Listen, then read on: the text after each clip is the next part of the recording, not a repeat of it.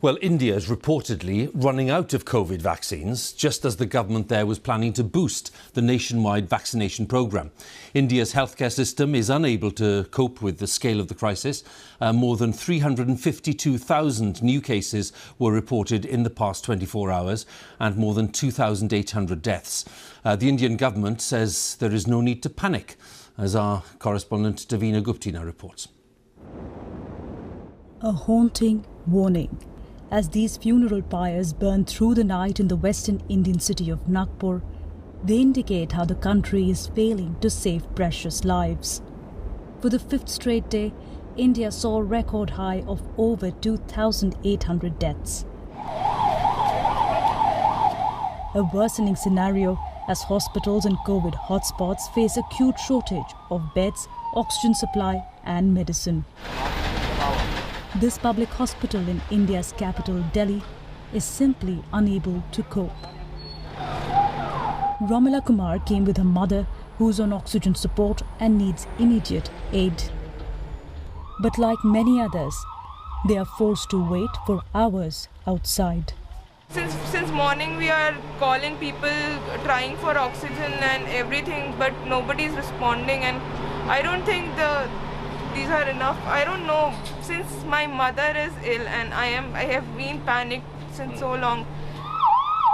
The ambulance driver who drove them here feels helpless. We've been waiting since 11 in the morning. They're not taking the patient. Look how seriously ill she is.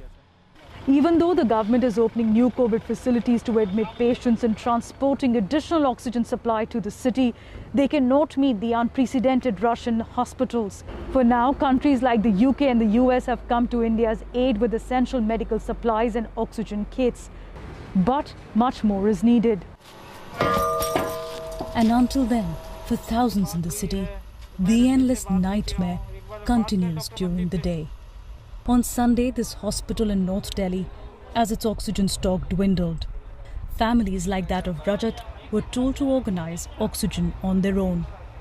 He managed to refill the cylinder by paying 900 times the regular cost to a tout.